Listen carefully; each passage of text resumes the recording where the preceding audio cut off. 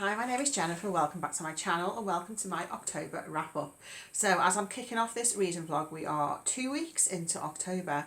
I've read 3 books so far and I've DNF'd 1 book, but let me tell you, one of the books I've read is a 5-star, which is very exciting. So I want to tell you about those, and also I want to unwrap this mystery book, which I'll talk more about in a moment. So we'll go through the books in the order that I have read them. First book I read was A Helping Hand by Celia Doyle. So this is a book that was first published in the 60s, and I think the publisher is recently been republishing them in these editions, which are very nice. So A Helping Hand, it reads to me kind of like something Patricia Highsmith could have written. It's about this couple who go on holiday and meet this elderly woman and her daughter, strike up sort of a friendship, and what transpires, and this happens right at the start of the book, is that this elderly woman ends up moving in with this couple when they are back in England, and this couple are going to take care of her. Now, this is a book about unlikable people doing quite awful things. I wasn't super keen on it. I thought it was okay. It is fairly plotless. There is some plot, but it's pretty slow paced. We spend a lot of time sort of getting to know these characters who I say are quite awful. The nasty stuff in here is nasty in its realism and in how cruel people can treat one another, particularly how cruelly people can treat others who are more vulnerable than themselves. So yeah, I will probably unhaul this copy because I don't think I would reread it. I would read more by Celia Doyle if I could get them from the library. Like, I don't think I would necessarily buy any more of her books. It just didn't quite sort of grab me, but it was a decent read. And then I read Madame by Phoebe Wynne. So this is a book that I've had on hold from the library for a while.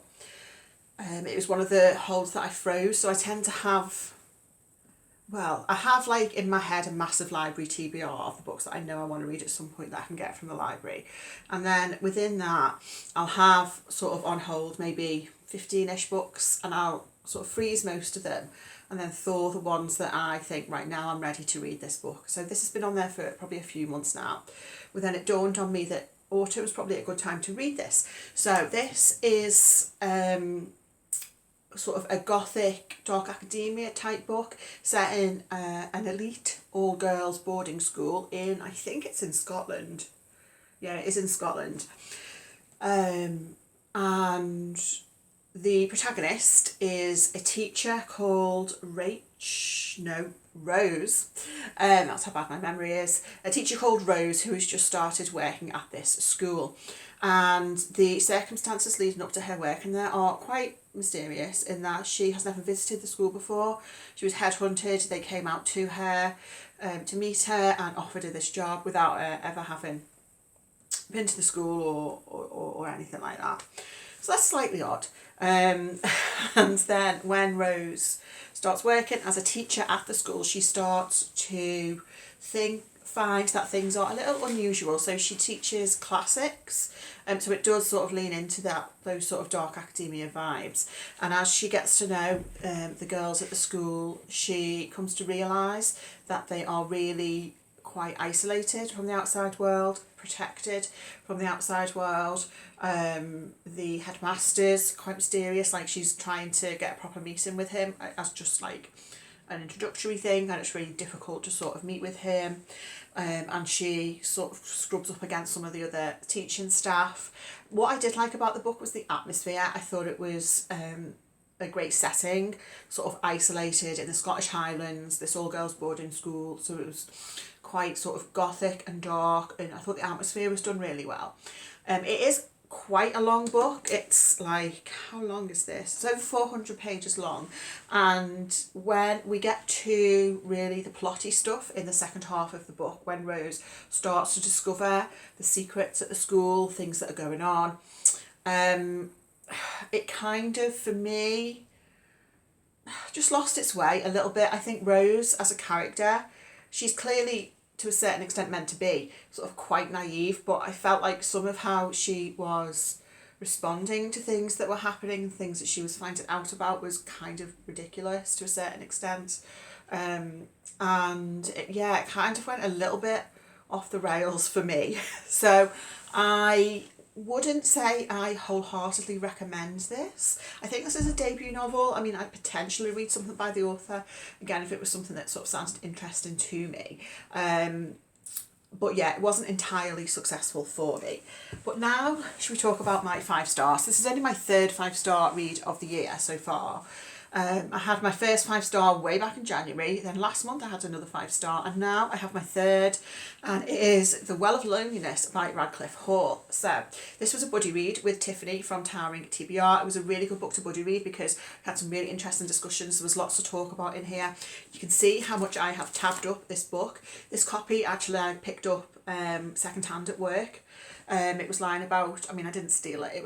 We have there's various like bookshelves at work where people just dump books for people to take. And I picked this up a few months ago, which was very handy because I'm pleased to be able to keep this and see what I tabbed up when I reread it in future. So this was first published in 1928 and it was banned on publication because of obscenity and because it's about lesbians, and it was then only published in the UK I think in 1949. So this is about Stephen, who when she is born, her mother and father are expecting and hoping for a boy, so they plan to call him Stephen. When she is a girl, they still decide they're going to call her Stephen. So we follow Stephen right from being a child. We see the different relationship she has with her mother and her father. She has quite a close relationship with her father in many ways, and he, on a certain level, seems to understand Stephen deep down in a way that maybe Stephen doesn't really understand herself at that point as a child. Stephen's relationship with her mother is more fractious, I think, because Stephen is not maybe the daughter that her mother was expecting. So yeah, we follow Stephen as she sort of grows up into adulthood, and we see Stephen's struggles with their identity, particularly in terms of sexuality but also gender. And I think it's interesting reading this as a modern reader because it is and has been sort of held up as an example of, I mean, on the front there's a quote calling it the Bible of lesbianism.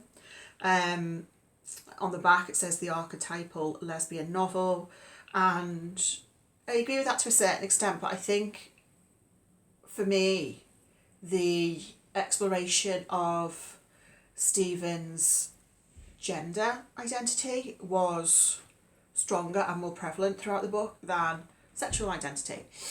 And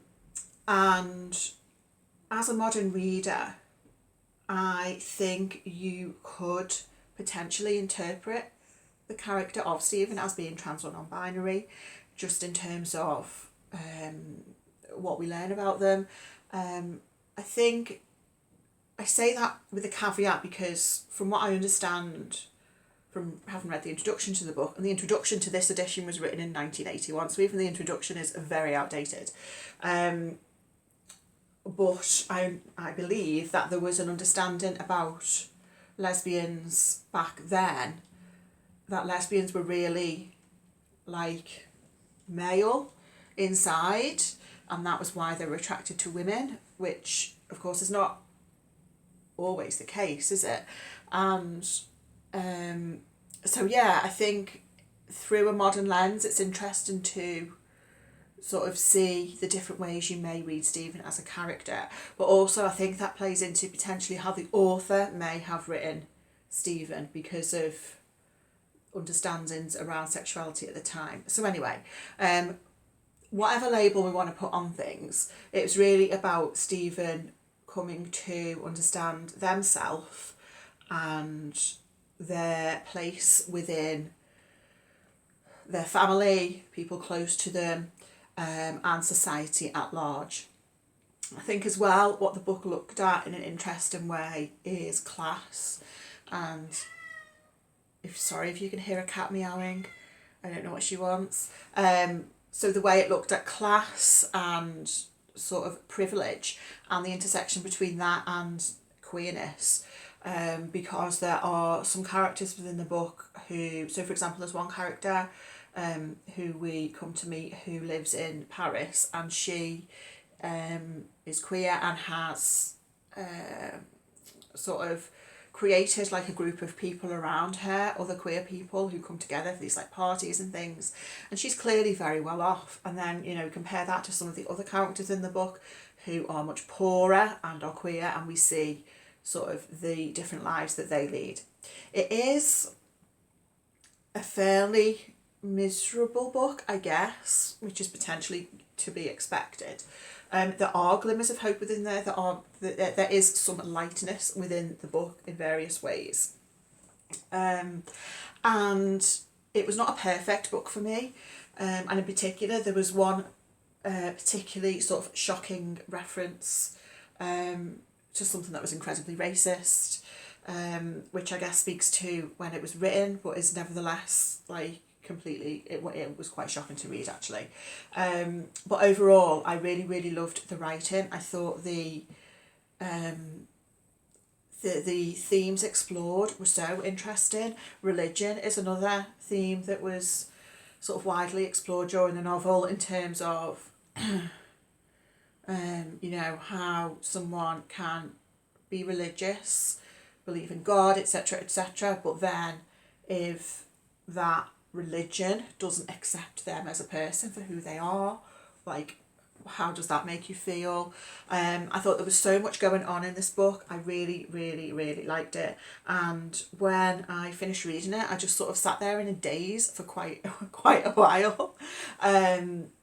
Yeah, I thought it was incredible. I would highly recommend it. I absolutely loved it. I'm not a big classics reader, as you may know. So I was slightly nervous going into this that it would be, with classics, there's two things I worry about. Either that the language is going to be impenetrable for me, and also that it's going to be boring because it's going to be, you know, not super plotty. And I didn't find either of those issues with this book. I really liked it. So yeah, a 5-star. How exciting. Next, my DNF. So I've already taken this back to the library this morning, so we'll put a picture up because I don't have the copy anymore. And this was The Book Thief by Marcus Zusak. So I was reading this for my library book club. We met this morning and I made it halfway through the book. Now, I have read The Book Thief before many years ago, and I did really like it at the time. And I think there was a couple of issues with me why I DNF'd it. Partly because I left it till too late to start reading it, so I didn't start, our neighbours are arriving, I didn't start reading it until like Monday of this week, and it's been a busy week. I've been at work all week, I've had to get in early, etc, so I haven't had that much reading time. I downloaded the audiobook as well, and I had that on my commute to and from work, along with sort of reading it when I could, and it got to the point where I could have finished it, but I also was finding it a little bit of a slog. I just don't think I was in the mood for Nazis this week, really. And I think it was on Wednesday where I thought to myself, like, I just don't really want to keep reading this book. Like, it is, The Book Thief is a great book, like, it is a really good book, but I just was not in the mood for it, and I had so many other books on my shelf calling out my name. I was like, no, I'm gonna DNF it. I don't want to keep reading it, I'm gonna DNF it.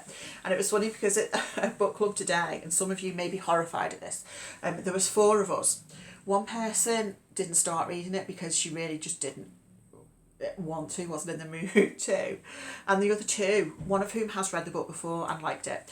The other 2 people who picked it up also DNF'd it and didn't even make it to the halfway point. So I read the most out of anyone. You may be horrified because you may think, how can you be a book club and none of you has finished the book? But I've been in this book club for 10 years, and what I love about it is that there's no pressure to read the book. Now, obviously, generally people will try to read the book, but so I could have forced myself to read to the end of the book, couldn't I? Because I didn't mind reading it for a book club, and some people would do that, and I can understand that. But if I force myself to read to the end of the book and then I turn up and no one else has read it, I'm probably going to feel a bit pissed off. But we're not reading books for other people, we're reading books for ourselves. And if you don't want to read it, don't read it, that's fine. And that's what I love about my book club. I know people may be horrified by that, and we're certainly not a book club that's for everyone, because we are sort of pretty laid back about things in that respect. It's very much a book club for people who DNF. But yeah, that was this morning. I'll mention the book I'm reading at the moment before I unwrap this one. So at the moment, am I halfway through? No, I'm not quite halfway through actually. The Last Murder at the End of the World by Stuart Turton. So I'll talk about this properly once I've finished it, but I am super intrigued by this book. It's quite odd, quite weird. I'm not entirely sure what's going on. I think that's kind of the point, but I am super intrigued by it. So I'm looking forward to finishing it this weekend. So it is Saturday. It's Independent Bookshop Day. I presume it's just a UK thing today. So I've been to two independent bookshops today. There's two near us. One that I went to in the morning. We're doing these little like charity goodie bag things with little products and stuff in. So I got one of them, and in some of them they had like a £5 gift voucher, and mine had a £5 gift voucher in. So when I got home, I was registering it online. You have to like put the code in and blah blah blah, and it wasn't working. And when I looked at the back of the voucher, it says it expires in December 2022. Anyway, I've messaged the owner of the shop, and he's already said like, so sorry, come back in and I'll swap it. So that's fine. And then I went to the other independent bookshop, which is just down the road from us, bought some books. I will do a book haul very soon, so I'll show you them. But I also picked up this one while I was there. They have a few like blind date with a book type things, which I am often very tempted by.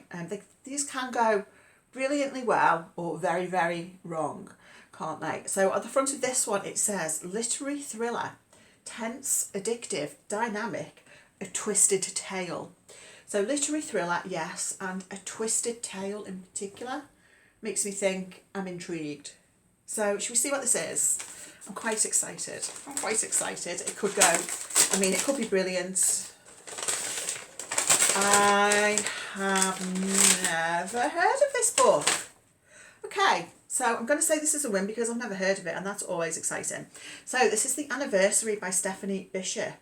Oh, it was longlisted for the 2024 Stella Prize. Oh, so it's a recent, must be recent then. Is that, that's Australian, isn't it? So let's have a look. This is exciting. So it's first published in 2023. Let's just read the blurb. Novelist J.B. Blackwood is on a cruise with her husband Patrick to celebrate their wedding anniversary. Patrick is older and he's a revered film director. But for the first time in their relationship, JB's artistic achievements are on the verge of overshadowing his. For days they sail in the sun with nothing but dark water all around them. Then a storm hits and Patrick falls off the ship. JB is left alone as the search for what happened to Patrick and the truth about their marriage begins. There's a quote that says, as clever as it is delicious. Ooh. Kathy Rensenbrink, who I like, says, a literary thriller that is simultaneously addictive, compelling and deeply clever. Should we see what the first line is? There's no prologue. First line. Ooh, and one thing I do like, so this says book one. I love it when books have like a book one and like a book two, because it sort of indicates there's going to be a shift. And quite often when you're reading a book like this, at least I do, I often forget that it was a book one, and then when book two comes, I'm like, oh, what's going to happen? Anyway, first line is, we must have taken 50 photographs for that book jacket, at least 50. Go on, my husband said. Do it for me, say it. Fine. So yeah, I'm interested in this. I think the fact that it was longlisted for the Stella Prize recently intrigues me. So I'm going to say that is a win. So I need to read lots more books. There's so many books that I want to read. You may have seen my autumnal TBR video, and I am buying books, getting more books out of the library. I picked up another book from the library this morning, and yeah, work is just getting in the way of my reading time and my booktube watching time as well. So I'm going to do lots of reading and lots of booktube watching this weekend. So I will check in with you probably in a week's time when I have read some more books. So it's a week later, I've read 3 more books and DNF'd 1. So I finished The Last Murder at the End of the World by Stuart Turton, and I really, really hated this book. I gave it 1 star and it made me really angry by the end of it. So to put this into context, I've read The 7 Deaths of Evelyn Hardcastle, and I did enjoy that. And then I read The Devil in the Dark Water, I think it's called. I can't remember if I read it and didn't like it or if I actually DNF'd it. So, with this one, I do admire his ambition and his sort of very sort of out there concepts that he puts in his novels. I do admire that, but there was a quote by Coco Chanel, bear with me here, who said something along the lines of, the last thing you should do before you leave the house is take off 1 accessory. And so I feel like Stuart Turton could learn from that, you know, like before you submit your final draft of your novel, just take out one of the wacky elements. Because to me, personally, it just felt like a total mess by the end of the book. I know some people have really enjoyed it, so obviously, as with all these opinions, it's a personal thing. But I just thought there was just way too much going on. Nothing seemed to sort of make sense. Characters were doing things I didn't really understand. So let me tell you what it's about. So it's set on this island where we have like the last survivors on Earth, because this fog has taken over everything everywhere else on Earth and like killed everyone. And so somehow, and I can't even remember how, this fog is being held back from this island. So on the island there are 122 villagers and 3 scientists living together. And yeah, and they have like a fine life, and then one day, as you might be able to guess from the title, someone is murdered. And then it's sort of like obviously a murder mystery in terms of who did this, but also how this could happen on this island where everything seems really idyllic. We obviously find out that there are secrets going on, people aren't necessarily being entirely truthful about things, and there are some quite wild concepts and ideas. I didn't hate all of that, but there was just too much going on.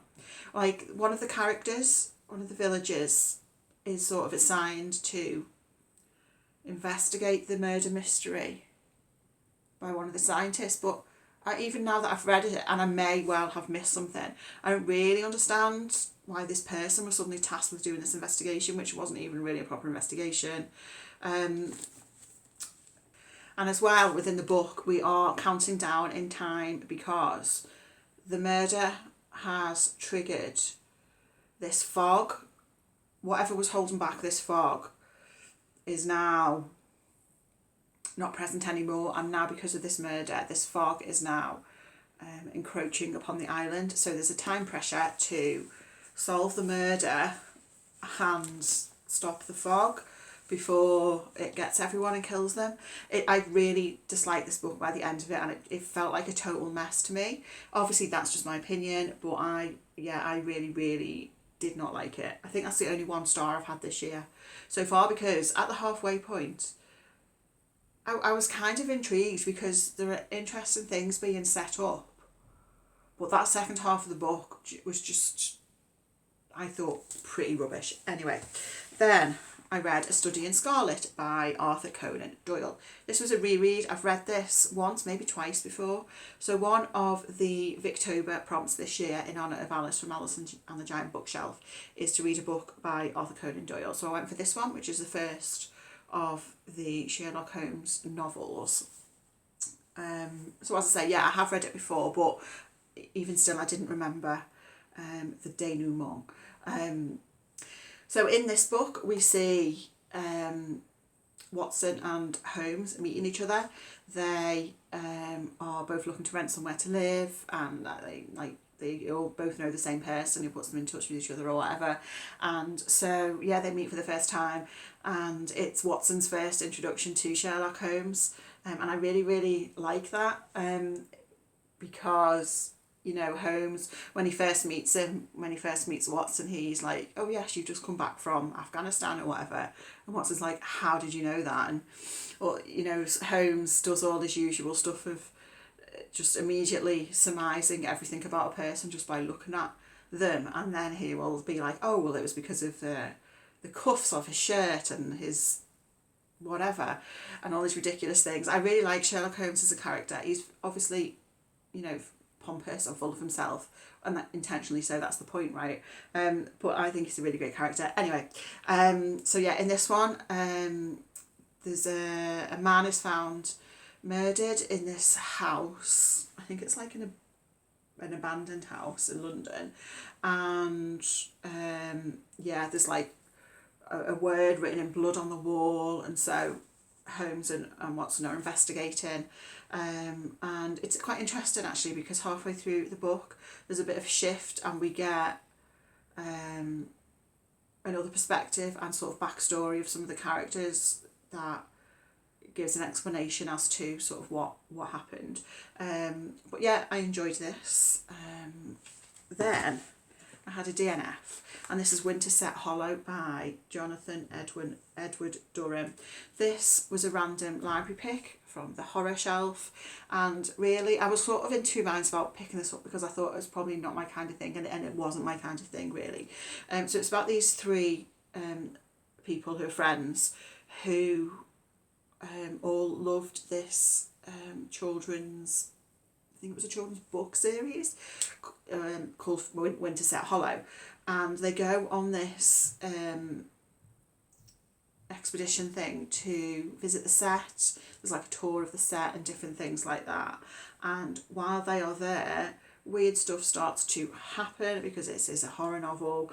And Winterset Hollow, the story within the book, features these like animal creatures who can, you know, walk and talk, etc.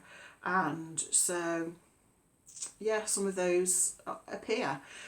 So it kind of, even though it's horror, and I didn't really get to any of the horror bit before I DNF'd it, sort of because of those creatures, it has a kind of a whimsical feel to it, which is really not my kind of thing, and that was why I was hesitant about getting it out of the library in the first place. But I gave it a go and it just wasn't for me. And then just now I have finished reading The Burial Plot by Elizabeth Macneal,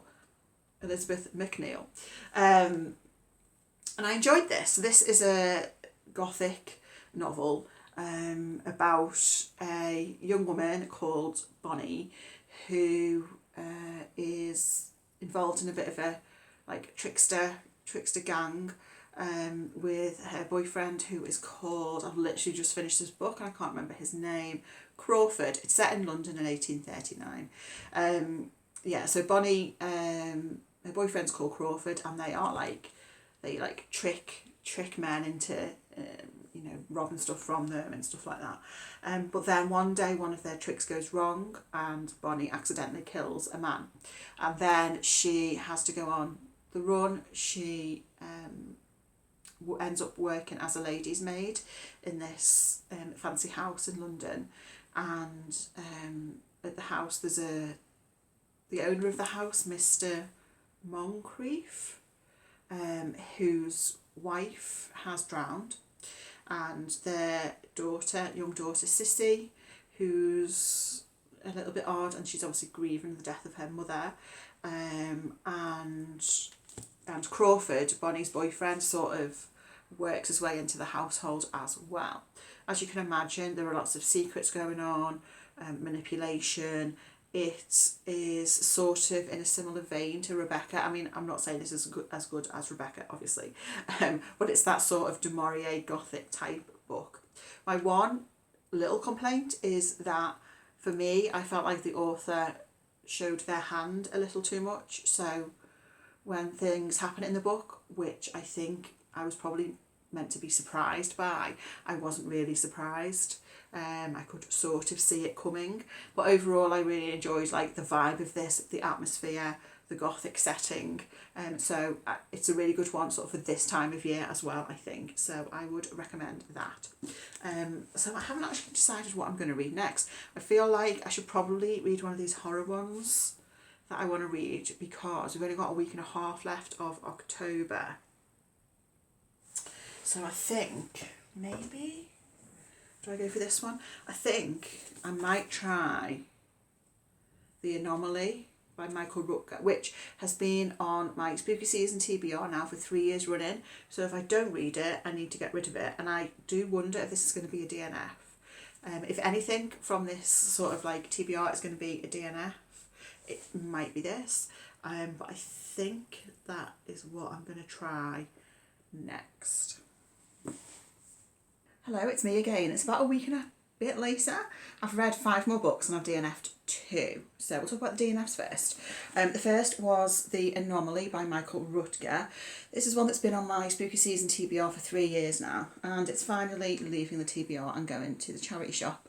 I only made it about 50 pages in. This is a kind of a thriller horror novel about a group of filmmakers who are going exploring in caves in or around the Grand Canyon, and I expect they're going to find some horrific stuff down there. I didn't get to the good bits, but the reason I DNF'd it can probably be easily summed up by the fact that there's a fake sticker on the front that says "for fans of Dan Brown." And now I don't like to lean into gender stereotypes. However, I think this is a man's book, and what I mean by that is the main character is a man, and there are a couple of women working on this film crew, but they're very much side characters.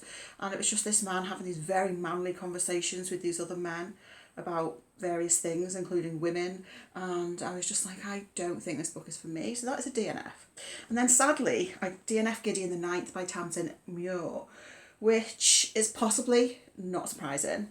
And I only made it to about 30 odd pages. So this is a sci-fi, queer, like fantasy novel, and most everyone like who reads it really loves it. It's not my usual genre, but the reason I DNF'd it, which is going to sound like I'm being really picky, there was a certain word that was used which I just really didn't like, and it's honestly not a word I've ever really read in a book before either. I'm not going to say what it is, but I was just like, oh no, I think tonally I was getting the vibe that this book wasn't going to be for me. So that's a shame, but that can go back to the library. I have read 5 other things this week, 2 of which I read yesterday. One of them is really short.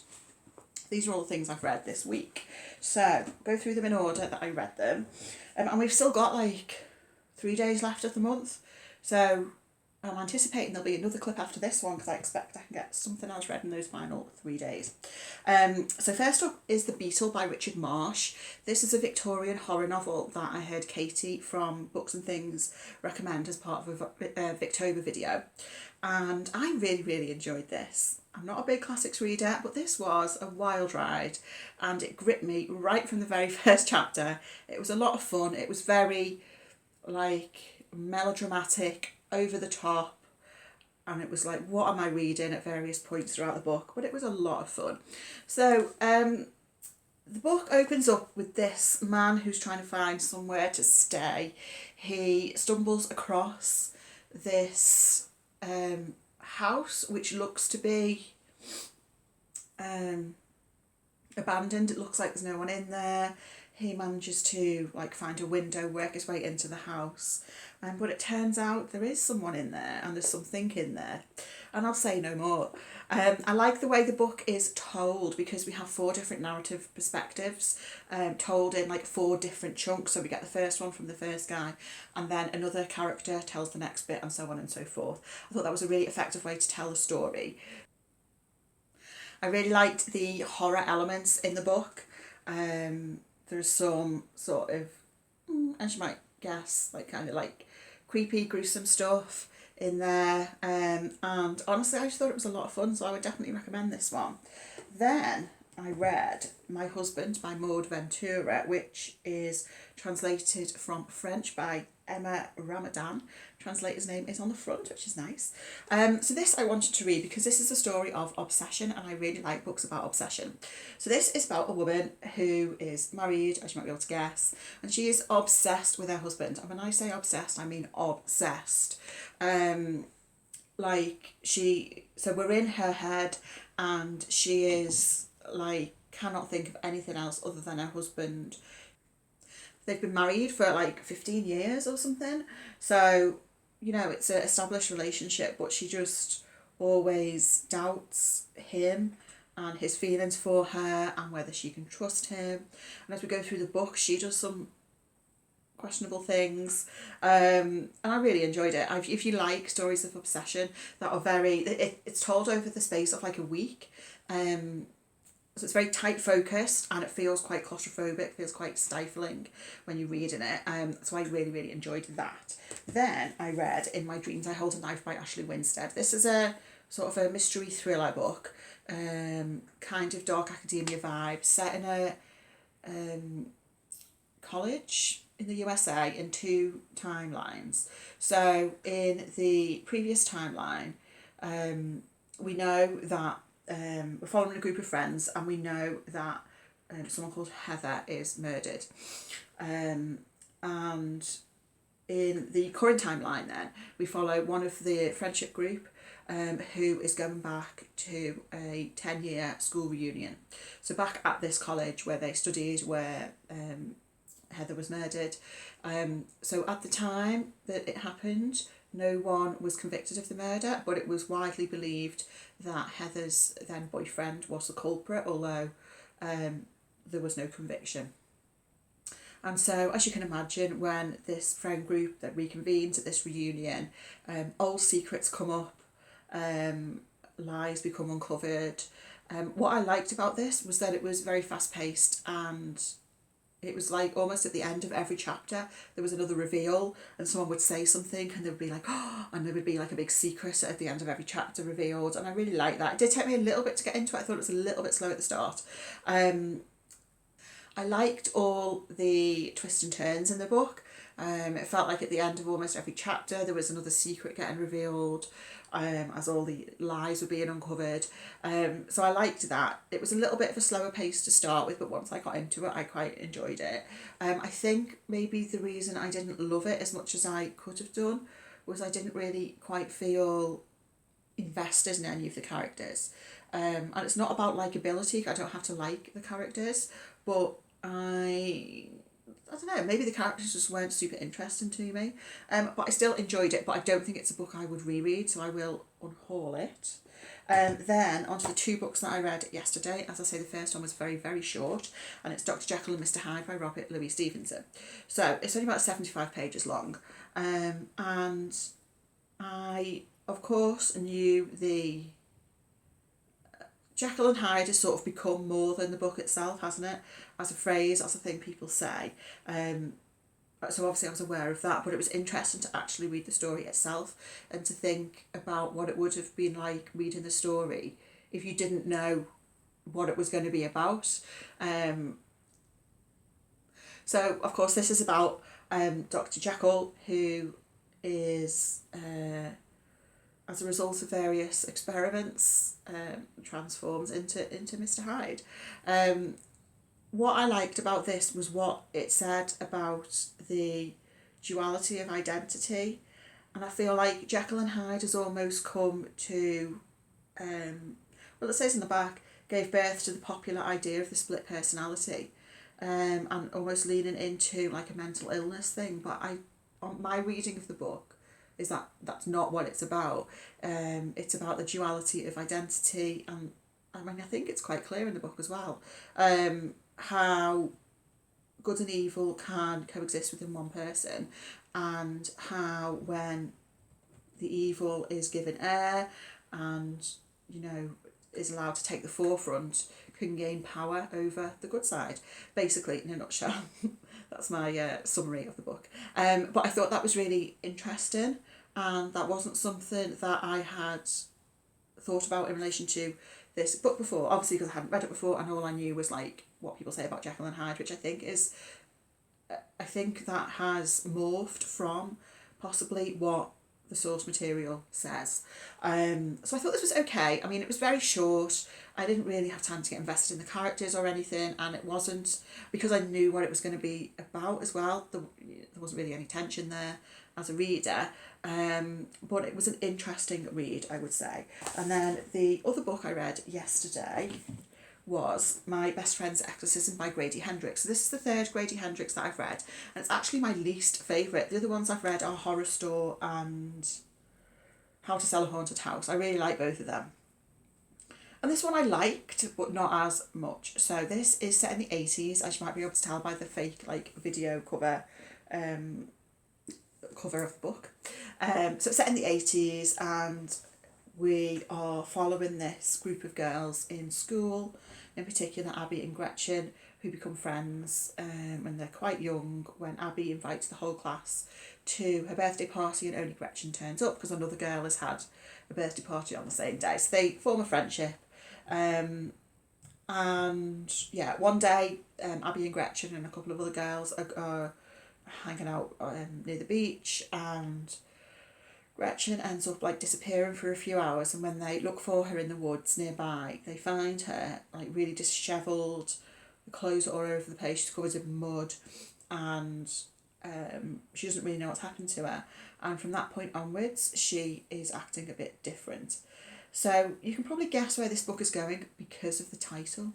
And that is one of the things I didn't like about it, because this is a horror novel, right? And so not in itself a mystery, but I think part of the joy of horror novels for me is that you don't know where things are going, you don't know what the reveals are going to be.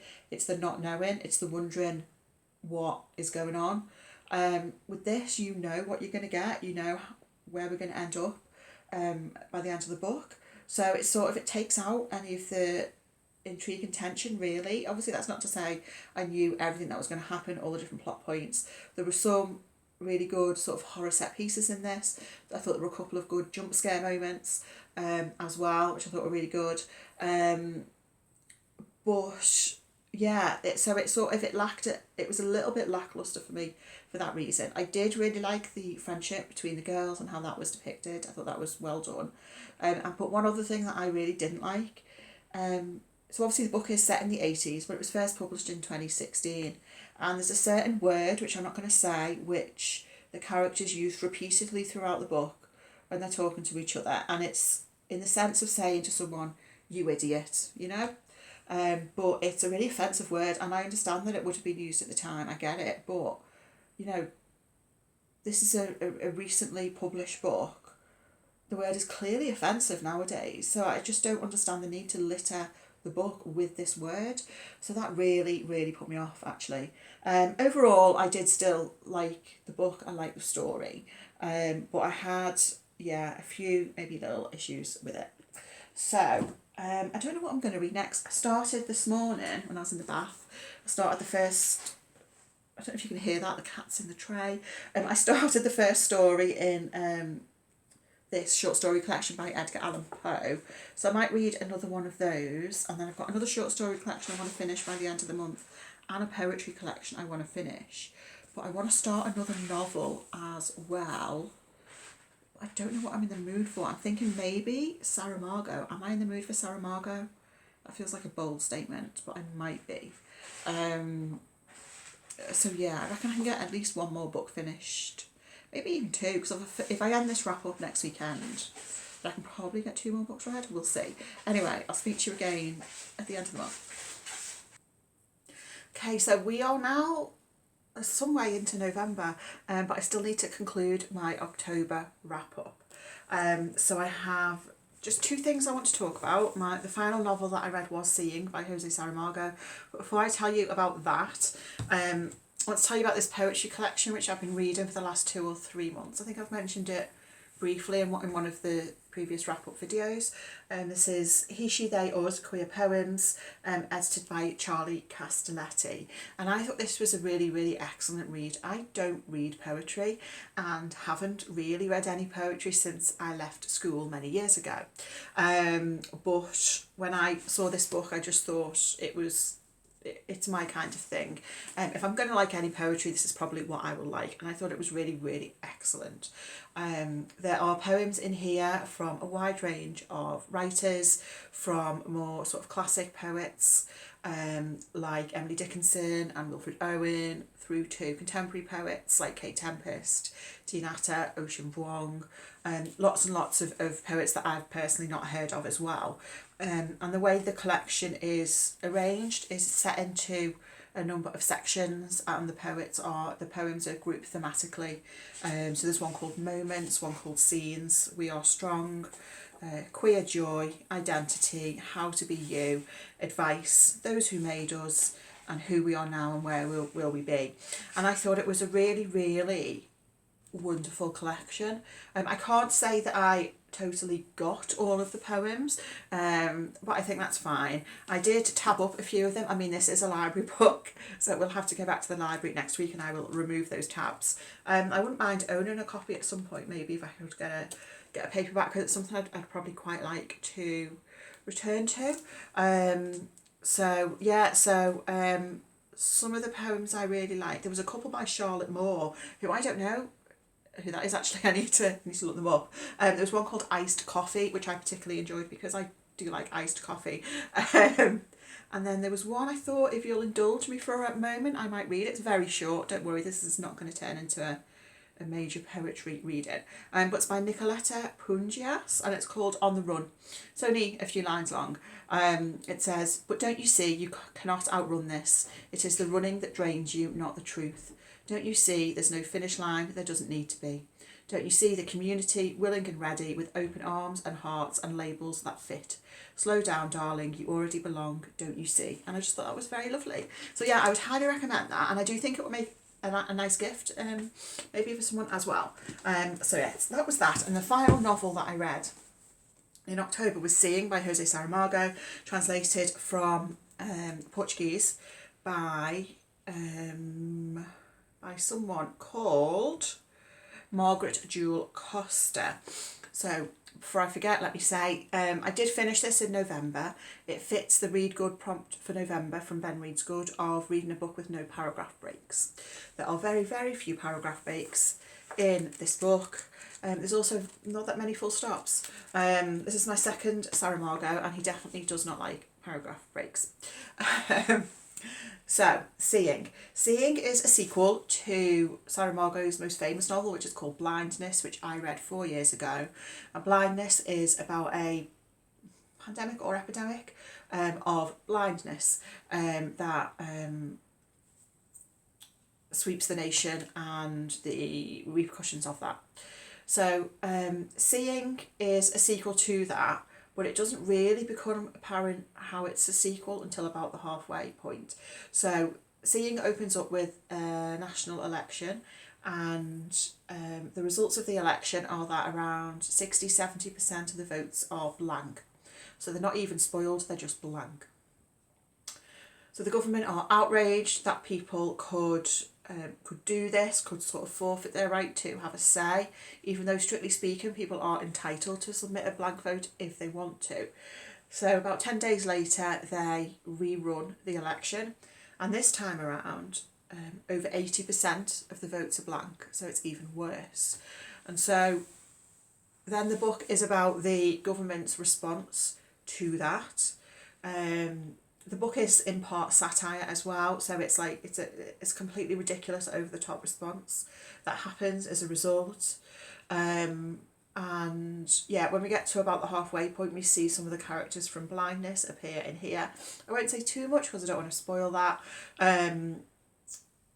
But yeah, up until that point, I wasn't sure how it was going to be a sequel. Like, how is it just like a thematic sequel? But it is more than a thematic sequel. There are some direct links between Blindness and Seeing that I thought was really, really interesting. You don't have to have read Blindness to read Seeing and to understand what's happening. However, there are parts within this that summarise key things that happened in Blindness. So it would spoil parts of that book for you. I do think that Saramago is a fascinating writer. You can see here, I've tabbed this up quite a lot. I wouldn't say it's a book that I loved or enjoyed that much, but I really appreciated what it is. There was lots of things here that I've tabbed up that I thought were like just really interesting things to highlight. He is obviously a very political writer. I've only read 2 of his books so far. I have a couple more on my shelves here, and he did win the Nobel Prize for Literature as well. Because of how his writing style, I do think his books take a little bit longer to read.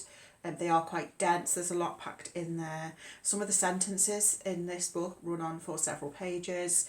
But for me, I do think it really works for what he's writing about, and the sense of confusion and just ridiculousness of sort of the things that happen, the things that, you know, politicians are deciding to do, the way that people are reacting and overreacting to different things.